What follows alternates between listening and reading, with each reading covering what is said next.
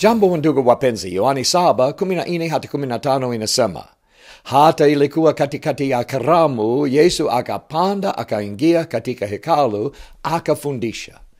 Wayuda wakashangaa wakasema, mtu huyo amepata kujua kusoma namna gani?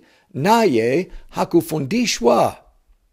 Mambo mawili yanaonekana kwetu: wakati wa Bwana na mafundisho yake.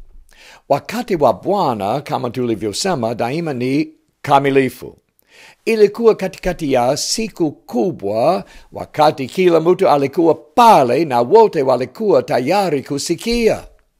Kufundisha kwa Bwana pia ni kamilifu.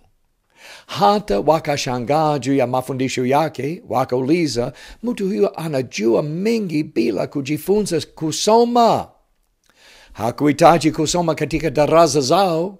Alikuwa neno la Mungu aliyefanyika mwili.